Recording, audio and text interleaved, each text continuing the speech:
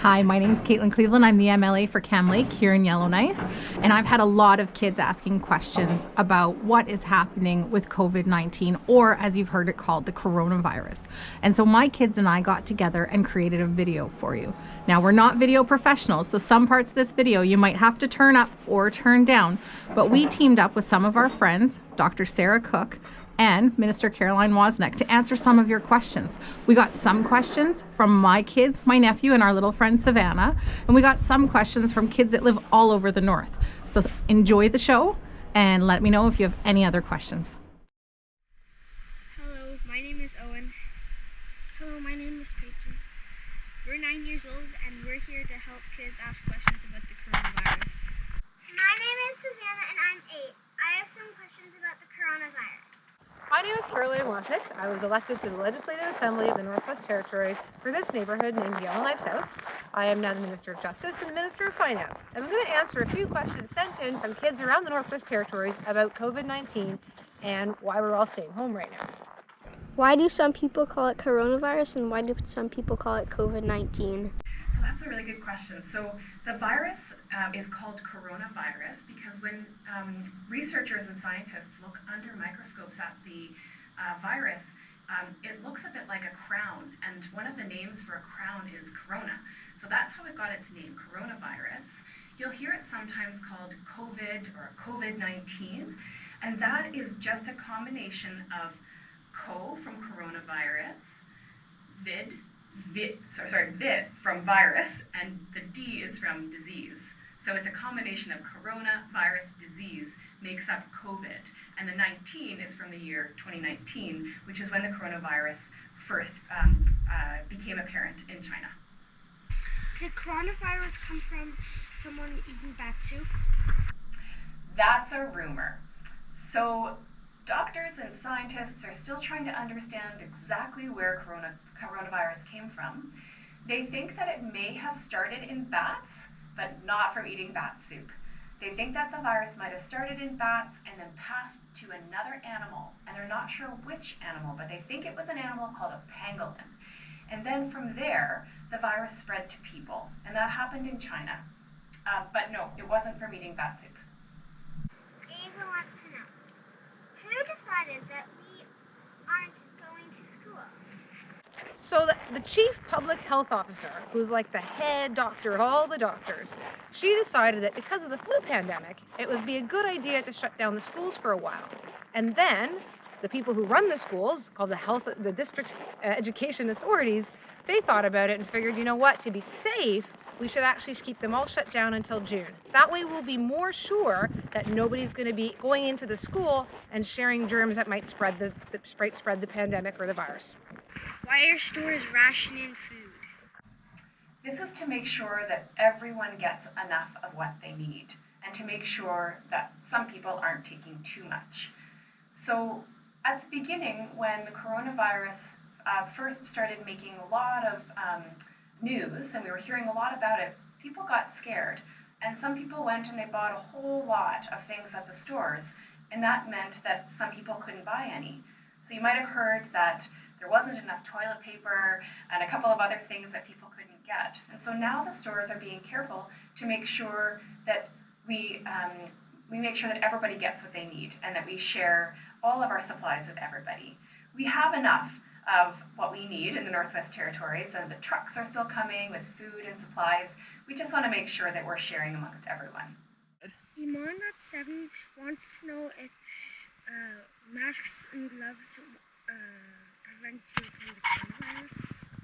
Good question. So masks and gloves, certain kinds of masks and gloves can help for people not to get COVID-19. But it's really important that the masks and gloves that we need to prevent the spread of COVID-19 are saved for healthcare workers. So people who are living at home and out in the community don't need to wear masks and gloves unless there's a certain situation where they think that they have the virus and they need to go out for an urgent errand, something like that. But we're encouraging anyone who is sick to stay at home, and they don't need to have a mask and gloves if they're staying at home and staying a distance away from everyone else, which we're calling self-isolating.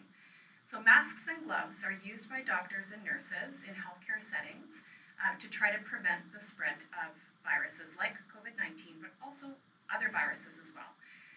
So you may go, if you need to go in to see your healthcare provider, you may notice that they look a little bit funny because they're wearing a mask over their face, and that's why. So it's to keep you safe and to keep them safe too.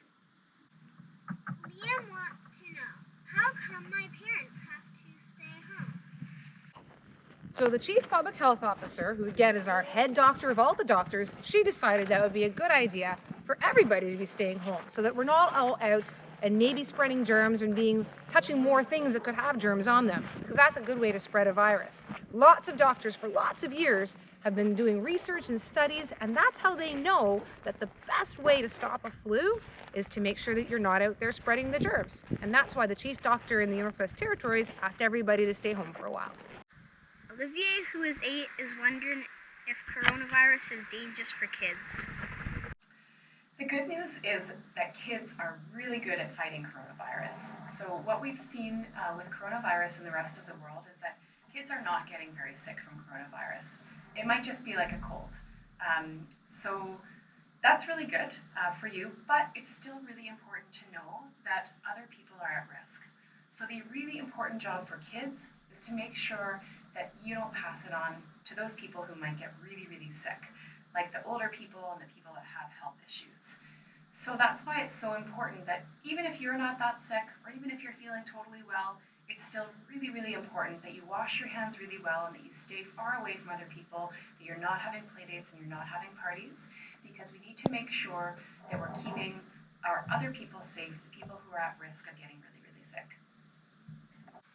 Jackson wants to know, are we in trouble? Is that why we have to stay home? Nobody's in trouble. In fact, you've been asked to stay home to make sure that everybody stays safe. By staying home, you're not out spreading the germs, and that makes sure that people who might have a better chance of catching one of the viruses, like some of our elders, or someone who has other diseases in their lungs or in their body, has less chance of getting sick, because we're all at home and helping them to stay safe too. What if the doctors get the coronavirus? They'll take care of us. So everyone is trying really, really hard to prevent that from happening. So it's really important that we do protect our healthcare workers to make sure that they don't get sick. So we talked a little bit earlier about masks and gloves and even gowns. So sometimes if you're in a healthcare facility, in a clinic or in the hospital, you'll see doctors wearing lots of funny gear. So masks, sometimes things in front of their eyes, gloves, and different colored gowns that protect their clothing. And this is all part of protecting patients, but also protecting the healthcare providers too. So if our healthcare providers are sick, they're not allowed to go to work because we don't want the virus to spread to other people. So we will keep our healthcare providers at home until they're better if they're sick.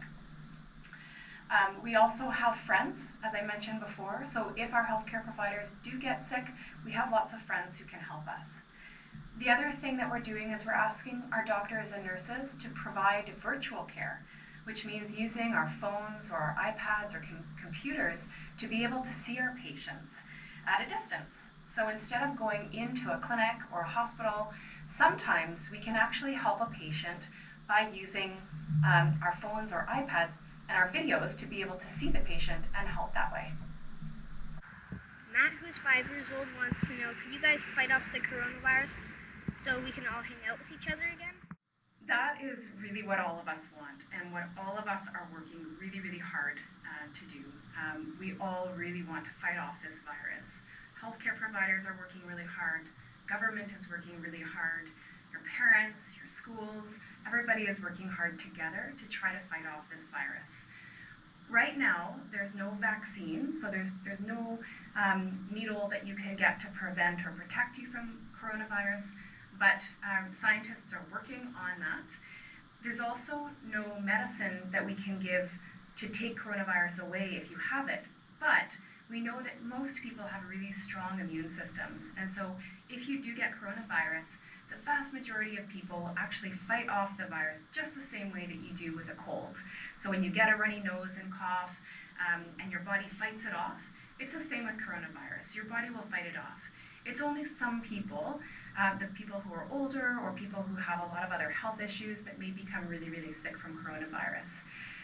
So for us to be able to fight off the virus, the very most important thing that you can do is listen to your parents and to the messages that you hear from government about making sure that you're washing your hands really well, and like I mentioned earlier, making sure you're washing them long enough, so 20 seconds, so singing happy birthday twice through, and making sure that you're staying a distance from other people. That means that we can't have play dates right now and we can't have birthday parties. It's really, really important that we listen to those messages and pay attention so that we can fight the virus together. Jemiah, who's 9, wants to know, will everyone in Yellowknife get coronavirus or mostly everyone? That's also a really good question. Part of this depends a bit on how we behave. So if we don't change our behavior, if we continue to hang out with each other and we don't wash our hands well, then there's a risk that lots and lots of people will get sick very quickly because we know that coronavirus spreads very easily. So what we're trying to do is give everybody the message to wash your hands really well and stay far apart from one another so that we don't spread the virus quickly. What we're trying to do is not have a whole bunch of people sick at the same time, because if a whole bunch of people are sick at the same time, then we worry that we won't have enough doctors or nurses to take care of everyone. But if we can prevent people from getting sick all at the same time, then we'll be able to take good care of everyone and people will be able to recover. So it is possible that lots of us will get sick with coronavirus eventually, but as long as we slow down that spread, then it's going to be okay. Most of us will be able to get better from coronavirus all by ourselves with our immune systems fighting the virus effectively. Emma would like to know, will I get in trouble if I play with my friends at the playground? So the chief public health officer, who's the head doctor, she's asked everybody to stay away from things like playgrounds for a while. And so the city has actually asked everyone to not go to any of the playgrounds, and the schools have all told us not to go to their playgrounds. So that is not someplace you're supposed to play right now. The reason is the playground equipment is a place where you could actually leave germ behinds. One person would come along, and if they were feeling sick and touch their hands on their nose, they put their hand on the playground, and the next person might come along, much better chance that they can then pick up the germs and catch the virus. And so that's why for a little while we're going to have to find somewhere else to play, not at the playground. Hannah, who is 8, says viruses are not alive. Is that true? Where do they come from and what are they made of? Viruses are really, really interesting. So they're like really teensy tiny germs that we can't see. So small, in fact, that it's estimated that you could fit 500 million viruses on the top of a pinhead. So that's really, really tiny. So viruses are in between alive and dead. And so it's a bit hard to understand that. They're not alive the way that we are alive, living and breathing, but they're not dead either. So viruses need to have a host. They need to have a person or an animal to live in. They can't live all by themselves. So the viruses, they can live in the cells of animals, and then they can be passed on to humans, and they go into our cells, and then they replicate inside our cells. There are more viruses, and then that's how we pass them on to other people. Viruses are made up of genetic material, so DNA or RNA, which is the same stuff that we have in our building blocks in our cells. But the viruses are made up of a different kind of version of that, and that allows those viruses to divide, kind of like having babies. And that's what happens inside our cells, and then that's what gets passed on. Hudson wants to know, why can't my grandparents come visit me? We have family that lives in other parts of Canada too. I know my kids would like to see their grandparents, and they wish they could come and visit. But right now, until we get the pandemic a little more under control, everyone in Canada is being asked to stay home, not just here in Yellowknife. What that means is people aren't traveling so much right now. Everyone's being asked to stay in their homes so that there's less chance of spreading the pandemic virus, and that way everybody stays healthy. Mateo, who's 5, wants to know, how are you going to get more fighters to fight the coronavirus? Also a great question. So we have lots of fighters here on the ground in the Northwest Territories to fight the coronavirus. Lots of doctors and nurses, but we also have a lot of friends across the country. So we have friends, doctors and nurses and other healthcare professionals who are willing to come and help us. And we've already had lots of offers from our friends to come and help in the Northwest Territories. So we have visitors, doctors and nurses who are here now who have offered to stay to help us fight the coronavirus, and more are willing to come. Thanks for answering our questions. Thanks, Owen.